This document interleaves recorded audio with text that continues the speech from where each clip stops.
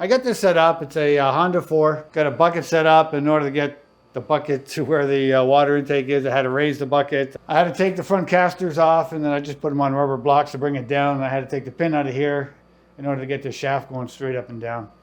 Anyway, so put the bucket on empty and then fill it in place. And when the water comes out, hopefully I can catch it in this bucket. If not, I have another one to catch it and just keep filling it up. Okay, we're going to check, see how much fuel's in this to start with. I have no idea. Okay, I'm going to pull the cover off. There we go. Okay, now we can see the fuel tank.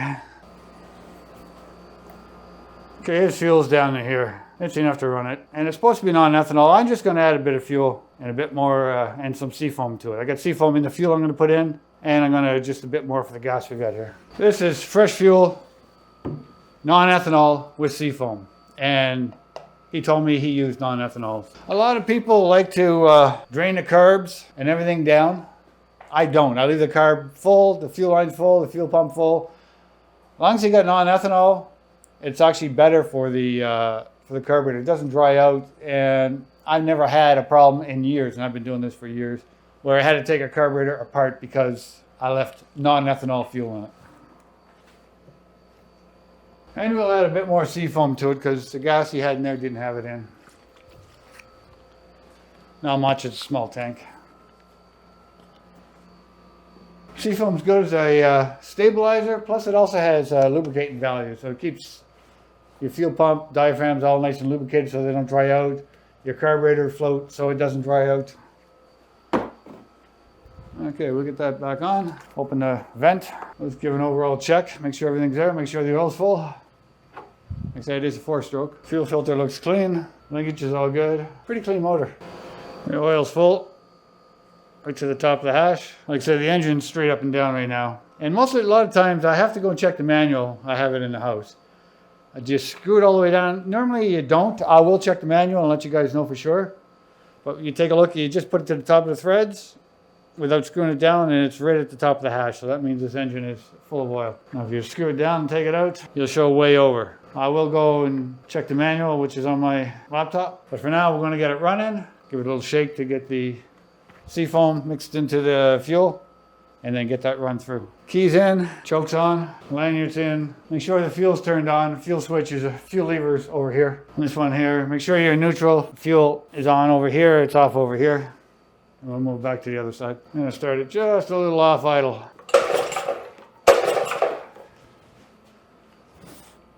Okay, I can see the fuel coming up the filter now.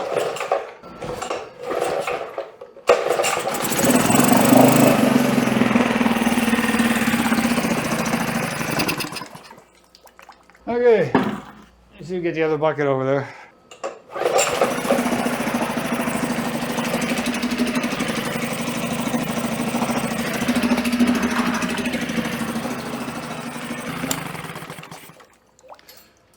Okay, I'm going to hook up something to actually direct the water right back into the bucket. Okay, I just hooked it up.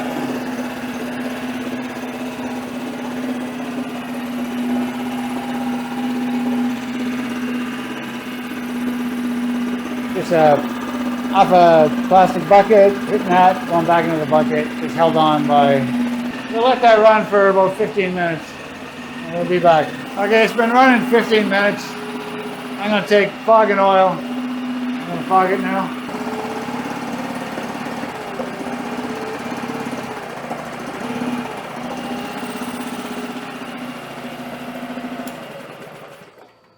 Okay, next thing we got to do, while it's hot, we have to drain the oil. Drain the oil is on the other side. And I'm going to need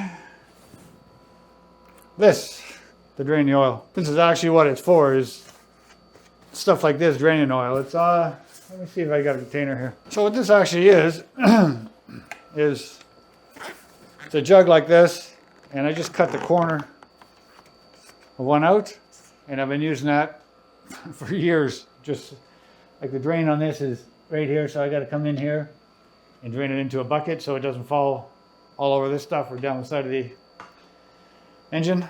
Anyway, if you want to make one, once you get one of these empty, just cut a section out. I'm going to clean the bucket just so I want to see how clean or dirty the oil is. I don't normally clean my buckets like this, but it gives you guys a good view of how dirty this is. Well, we got a 12 millimeter. Yeah, that was nice and warm.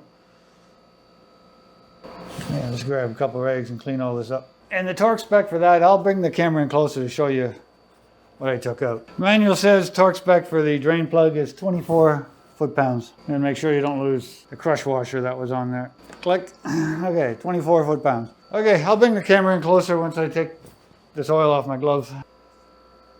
So the oil drain is this one right there. Let's see if I can get that light and I'll point my finger. It's this one right here, not this one, this one. Okay, and the fill is right there. Okay, I'm going to shut my door. I had when I was running this for the 15 minutes, I had my door open and I have an air exchanger, which is a heat pump, but it really draws a lot of air out of here. That's why I was able to do it with this big door closed. Anyway, so I'm going to shut the heat pump off. I don't need it right now because it makes a lot of noise in the background. And then I'm going to fill the oil on this. I'm going to show you what the oil looked like. He's been asking almost for 2 years to get this oil change, and he's never done it. And you're going to see the result of waiting a little too long. So if you're looking here, that's the reason why you also start it, is because all this stuff that you see floating around here, I think you can see it. I'll put the camera down even further. All the stuff you see floating around, well, that would have been all at the bottom of the engine. That's why you always start an engine before you change the oil. That way it gets it into the oil, and then when you drain it, it comes out. Anyway, 2 years. Not 1, 2 years. But he's been saying, okay, can you do it? I said, yeah, anytime. Anyway, he put it off quite a bit. And that's the end result. He's got an awful lot of shavings in there because this engine is fairly new. First couple oil changes you do fairly quickly. You usually got to do two in a season if you don't use it much. And so the oil goes here. I did check the manual about, do you screw this in or do you not screw it in? And the manual says you screw it all the way down, you check it. So therefore he was a little overfull. Not much. But he was to the top of the threads. Once you screwed in, it was over a bit. So they say when you check the oil, which takes, which I'm going to put it in a bit, I'll show you what I'm using. It's right from Honda. Everything I'm using on this.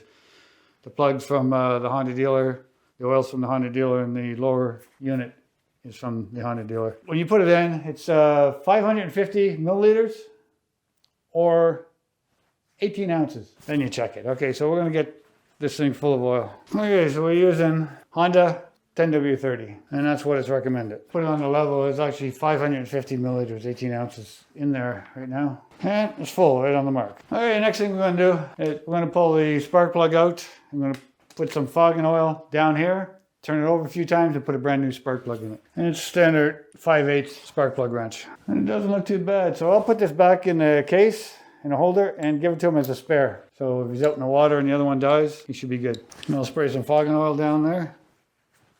With rags here.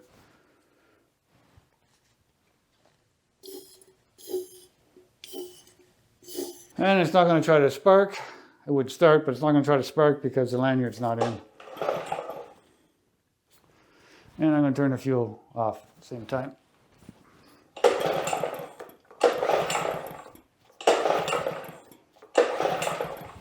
Okay, so that should have coated the cylinder nicely.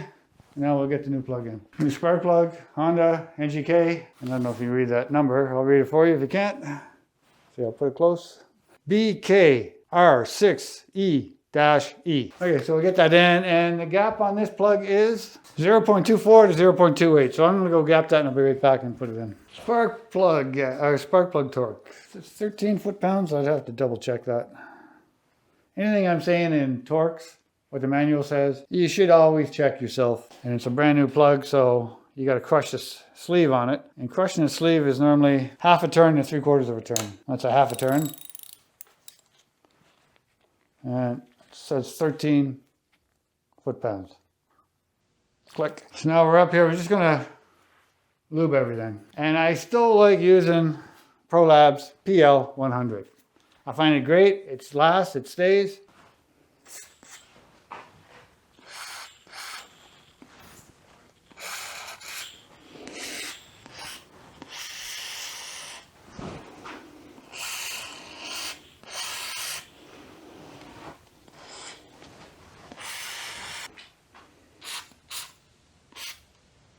Looking at the fuel filter, no need to change it because it's actually cleans the whistle.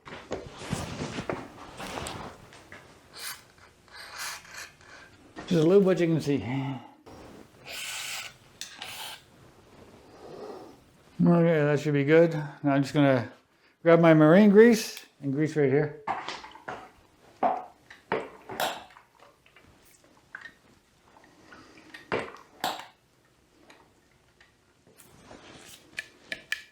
And wipe off the excess. Last thing you want to do is try to hook up your motor when you go into the water and get a great big blob of grease on you. It'd be no fun trying to take your significant other out on a boat ride and you're trying to put your motor on, you're done, you got grease all down in front of you. That moves a little easier. Okay, last thing we're going to do on this is the lower end gear oil. Before I do that, I'm going to put the cover back on it. There's nothing left to do up here. Oh, we're also going to close the vent on the fuel. I open it. You have to open it to run it.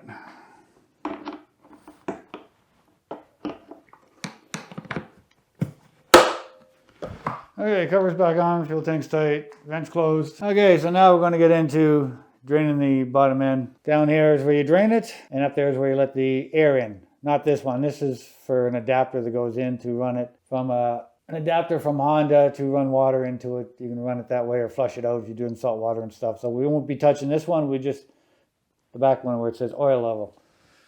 So oil level and drain right here. And then we're using Honda Outboard gear oil. I'm going to take the bottom one out first. And I'm on a clean bucket. There's a couple of water drops from just run the outboard earlier.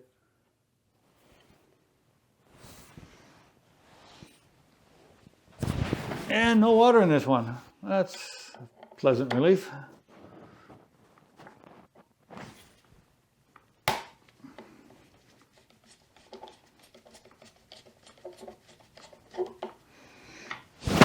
The last two outboards I did both had water.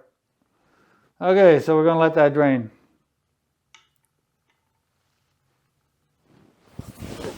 And the washers stayed in here, so that's fine.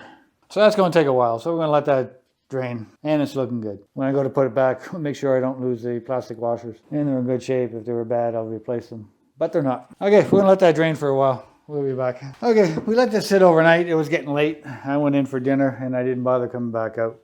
So the next day, it's still out. So it drained pretty good. So we're just going to take these plastic washers out of here so it's easier to get back in. Keep in the same direction. I'll just put these in here. That way when I put them in, it's easier. And I don't accidentally drop one and lose it. And put it in without the plastic washer, which can happen. This one's just ready to fall out. All right, there it is there. I'll put that on here. So when I'm ready to put these in, I know that plastic washers are on and they're in good shape. So in order to get this gear oil in, I need the end off of this. Hopefully it screws onto that one. Let's see if it's going to fit. Yeah, it's going to fit fine. I'm surprised it didn't come with it. To mention an earlier video, I keep this around with this. It's empty. Just in case I run across ones with small ends my pump doesn't fit into. Okay, that fits on there perfect.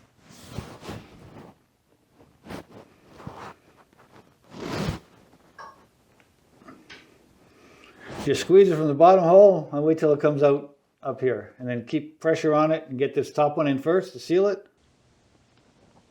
Okay, when you start seeing it come out of the top hole, keep pressure on the container, get this top screw in.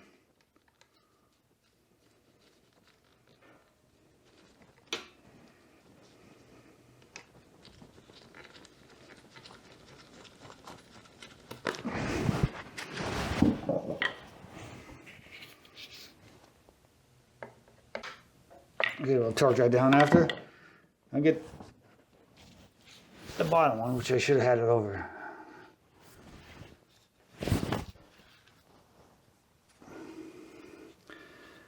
I do this fairly quick. Not much comes out once this is sealed up here.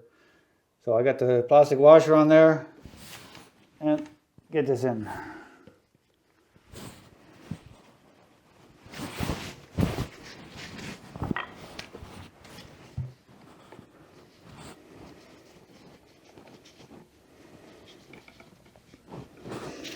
And the torque on this is, let me check, I think it's 2.8. Let me check. 2.6 foot-pounds. Click.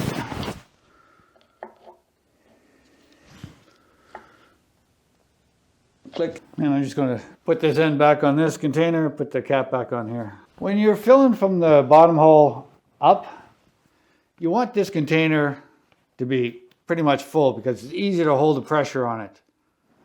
You don't want to start down here and trying to get that to squeeze in. So if you go do this the following year, you'd be better off buying another gear oil and keeping it topped up to fill it up. After you have the second one, then you're good for a few years because you keep topping one up. Last thing I got to do is get this back in here. Put my foot here, get some weight on there. He had it set on the second hole.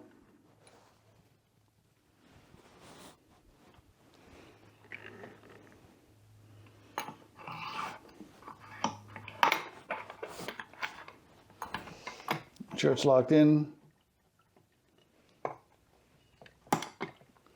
Okay, locked in. It will sit there. That's his setup. A lot of times, if you don't put it back in the same hole, people don't think to adjust it. They're wondering why the motor's not running right. The boat's coming up like this or digging down.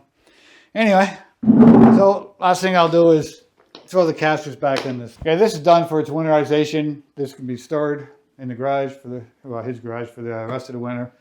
But I did mention earlier on another video of when I put the stand together, I'm going to be redoing this stand. I don't think I'm going to do it right now because I got a couple of snow blowers I have to get done. So the video for redoing this stand to lower it, make it better for servicing, will be coming shortly or before the summer. Anyway, if you like this video, appreciate a thumbs up, subscribe, and hit the bell. Thanks for watching my channel. Bye for now.